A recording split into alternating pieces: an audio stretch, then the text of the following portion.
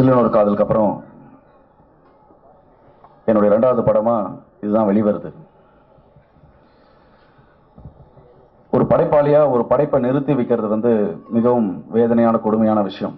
அது படைப்பாளியா இருக்கிற எல்லாருக்கும் தெரியும். அந்த மாதிரியான ஒரு உணர்வுக்கு அப்புறம் தான் இந்த படத்தை நான் இயக்க ஆரம்பிச்சேன். என்னால முடிந்த மேக்ஸிமம் நான் மட்டும் இல்லை, என்னோட டீம்ல என்னோட DOP, music director, actor, artist எல்லாருமே மிஸ் பண்ணாம எல்லாருமே நல்லா பண்ணியிருக்காங்க. So they cooperated me like anything. So now I like to introduce Ari. இந்த படத்தின் நாயகனாக ஆரி.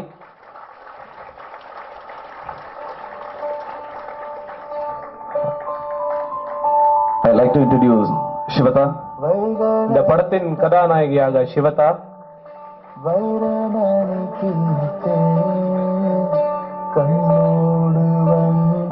அதாவது சில வெரி ஃபியூ ஆர்டிஸ்ட் கூட ஒர்க் பண்ணும்போது எல்லா ஆர்டிஸ்ட் இருப்பாங்க, பட் சில ஆர்டிஸ்ட் கூட ஒர்க் பண்ணும்போது நமக்கு ஸ்பாட்ல வந்து சீன்ஸை டெவலப் பண்ண தோணும். ஸோ இவங்க இப்படி நல்லா பண்றாங்களே, அதை டெவலப் பண்ணா அவங்க இன்னும் கொஞ்சம் அவங்க எக்ஸ்பிரஷன்ஸ் பெட்டரா கிடைக்கும் அப்படின்ட்டு. ஸோ அந்த மாதிரி என்னை வந்து ஒவ்வொரு டைமும் இன்ஸ்பயர் பண்ணி ஸ்பாட்ல I develop lot of scenes. That is I call Prashanth Narayan. Prashanth Narayan.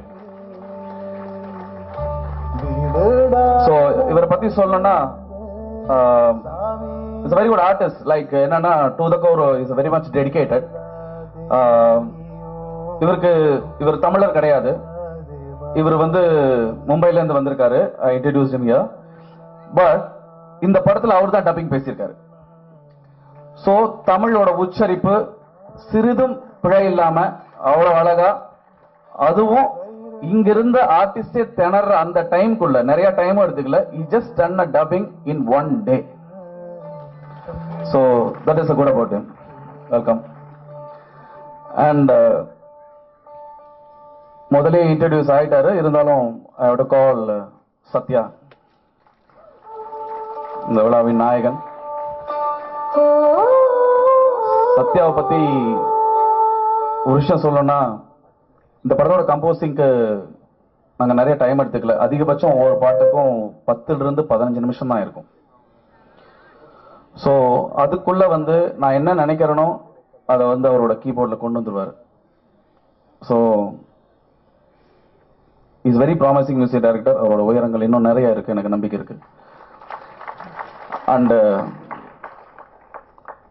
ஒரு டைரக்டருக்கு வந்து அவரோட விஷன் அப்படின்றது அவரோட டிஓபி. அதாவது டிஓபி வந்து ஒரு சரியா இருந்ததுன்னா ஒரு டைரக்டர் வந்து கன்வே பண்றதுக்கு கொஞ்சம் ஈஸியா இருக்கும். அது ரொம்ப முக்கியமான விஷயம். ஸோ அந்த மாதிரி எனக்கு வந்து ஒரு அசிஸ்டன்ட் டைரக்டராகவும் வேலை செஞ்ச என்னோட டிஓபி ராஜ்வேல் ஒளிவீரன்.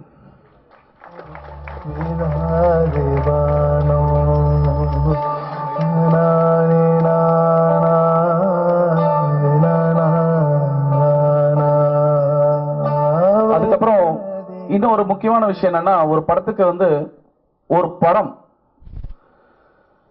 டிசைட் ஆகிறது எங்க அப்படின்னா அது எடிட்டிங் டேபிள்ல. ஒரு டைரக்டர் ஸ்பாட்ல நிறைய ஒர்க் பண்ணியிருப்போம். எங்களுக்கு வந்து சில அன்காம்ப்ரமைசிங்கா சில எல்லாம் கஷ்டப்பட்டு எடுத்திருக்கமே, எல்லாம் ஸ்கிரீன்ல வைக்கணுமே அப்படின்ற ஆசை எல்லா டைரக்டர்ஸ்க்கும் இருக்கும். அதை வந்து கொஞ்சம் ஸ்ட்ரீம்லைன் பண்ணி கொஞ்சம், அதாவது வெளியிருந்து முதல்ல படத்தை வந்து பார்க்கறது வந்து டைரக்டரோ கேமராமேனோ கிடையாது. முதல் படத்தை பார்க்கறது வந்து ஒரு எடிட்டர் தான். ஸோ அந்த எடிட்டரோட ஜட்ஜ்மெண்ட் வந்து டைரக்டருக்கு ரொம்ப ஹெல்ப்ஃபுல்லா இருக்கும். அப்படி வந்து எனக்கு really I am fortunate to get Kishore, I call editor. So Aadukalam படத்துக்காக தேசிய விருது பெற்றவர், ஐ கால் ஹிம். அண்ட் இன்னொரு முக்கியமான விஷயம், ஒரு டைரக்டருக்கு வந்து இந்த படத்துக்கோட லொகேஷனுக்கு நாங்கள் நிறைய மெனக்கெட்டு இருக்கோம். ஸோ நானும் ராஜும் இந்த லொகேஷன் பார்க்கறதுக்காக மட்டுமே இந்த படத்துக்கு 6 months செலவு பண்ணியிருக்கோம். ஸோ 6 மாசம் அதுக்காக நிறைய உழைச்சி அதை பண்ணியிருந்தாலும் அந்த லொகேஷனை ஒரு டைரக்டரோட விஷனுக்கு சில விஷயங்களை கொண்டு வந்து நிறுத்தணும். நம்ம நினைச்ச மாதிரி எல்லா லொகேஷன் அமையாது, அந்த லொகேஷனை மாத்தி காட்டணும். அப்படி மாத்தி காமிச்சு எங்களுக்கு ரொம்ப ஹெல்ப்ஃபுல்லா இருந்த டைரக்டர் சந்தானம். அதுக்கப்புறம் இந்த படத்தினுடைய இன்னொரு முக்கியமான விஷயம் வந்து ஒரு லிரிக் ரைட்டர் நான் இன்ட்ரடியூஸ் பண்ணியிருக்கேன். இந்த படத்தினுடைய 6 ட்ராக்ல 5 ட்ராக் அவர் தான் எழுதியிருக்காரு. நீங்க பாடல்ல கேட்க போறீங்க. கேட்ட பின்னாடி கண்டிப்பா அவருடைய வரிகள் அது உங்களுக்கே தெரியும். நான் அவரை பத்தி பெருசா சொல்றதை விட அவருடைய வரிகள் நிறைய பேசும். மணி அமுதவன்.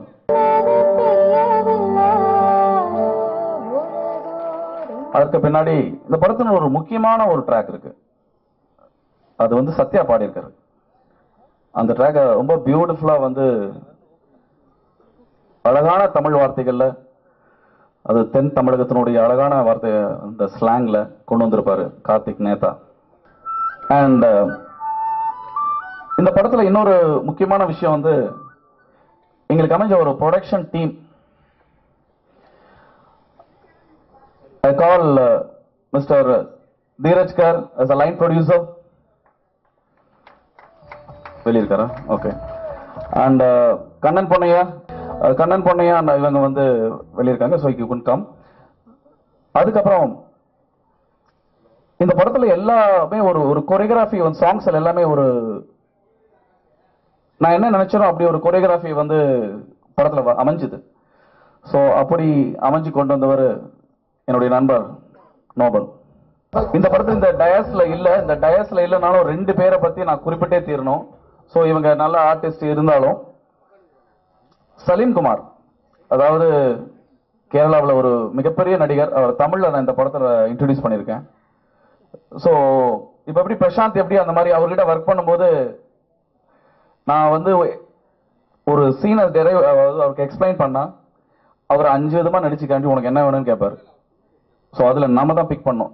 ஸோ அந்த அளவுக்கு ஒரு பியூட்டிஃபுல் ஆர்டிஸ்ட். அவர் இங்க வரல, மிஸ்ட் இஸ் ஃபிளைட். அண்ட் இன்னொருத்தர் நமக்கு எல்லாரும் தெரிஞ்ச அறிமுகமான தம்பி ராமையா. ஸோ இந்த படத்தினுடைய ஒரு வைட்டல் ரோலை அவர் பிளே பண்ணியிருக்காரு. அண்ட் இந்த படத்தினுடைய இன்னொரு முக்கியமான கதாபாத்திரம் இதுல இருக்கு. இந்த படத்துல அந்த கதாபாத்திரத்தை வந்து பியூட்டிஃபுல்லா ரொம்ப கஷ்டப்பட்டு நடிச்சிருக்காரு Kishore. And I like to call my producer. ஏன்னா நான் என்ன செலவு பண்ணாலும் ஏன் என்னன்னு கேட்காம செலவு பண்ணிட்டு இருந்தவர். So I like to call Aju and Soundararaj அண்ணா. எல்லா ஒரு இயக்குநர்களுக்கும் வந்து எப்பவுமே all the directors are greedy. நம்ம எல்லாரும் நினைச்சது எல்லாத்தையுமே ஃப்ரேம்குள்ள கொண்டு வரணும்ட்டு எல்லா டைரக்டருக்குமே ஆசை நிறைய இருக்கும். அதுக்கு உறுதுணையா இருக்கிற ப்ரொடியூசர்னா நமக்கு ஆப்வியஸ்லி பிடிக்கும் நேச்சுரலி. அதுதான் இந்த ஒரு விஷயம்.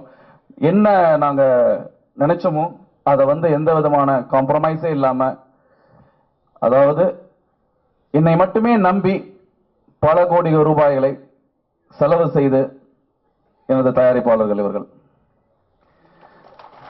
ஸோ ஒரு நல்ல ப்ரொடக்ஷன் கம்பெனி, நாங்கள் ஃப்ரெண்ட்ஸு, அது வேற விஷயம். பட் இருந்தாலும் ஒரு ப்ரொடியூசரா எங்களுக்குள்ள நிறைய மோதல்ல கூட வந்திருக்கு, இல்லைன்னு சொல்ல முடியாது. பட் அதெல்லாம் தாண்டி we brought the picture with a lot of production value. So these are my team. எங்களுடைய வெற்றி நாளைக்கு உங்ககிட்ட இருக்கு. எல்லாருக்கும் வணக்கம். பத்திரிகை மற்றும் தொலைக்காட்சி நண்பர்கள், நெட்டு எல்லாத்துக்கும் நன்றி சொல்லிக்கிறேன். முதல்ல இந்த ட்ரைலரையும் டீசரையும் சாங்ஸையும் எனக்கு தெரிஞ்ச நண்பர்கள்ட்டையும் நம்ம இண்டஸ்ட்ரியில் இருக்கிறவங்க எல்லாருக்கிட்டையும் எடுத்துகிட்டு போகும்போது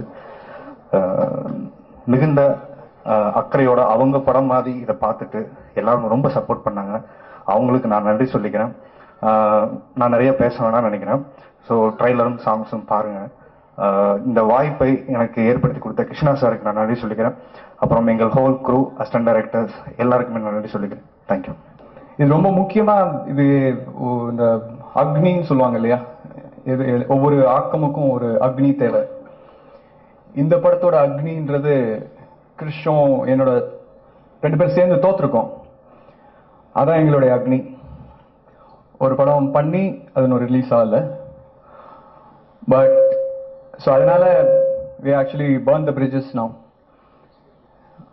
ஸோ அந்த அக்னியை வச்சு தான் இந்த படம் பண்ணியிருக்கோம். நல்லா வந்திருக்குன்னு நான் நினைக்கிறேன். அதுக்கப்புறம் இசை, ஒவ்வொரு தடையும் போய் ஸ்டுடியோவில் போய் பாட்டு கேட்கும்போது அதுக்கப்புறம் ஒரு 4 நாளைக்கு நான் டிப்ரெஷன் ஆயிடுவேன். இப்படி இந்த மாதிரி ஒரு சாங் போட்டுட்டு எப்படி இது நம்ம விஷுவல்ஸ் பண்ண போறோம், எப்படி இது பாசிபிள், எந்த மாதிரி அதுக்கு ஒரு ஜஸ்டிஸ் பண்ணணும் அப்படின்ற ஒரு ஒரு ஒரு இன்செக்யூரிட்டி, ஒரு ஃபீலிங் இருந்துட்டே இருக்கும்.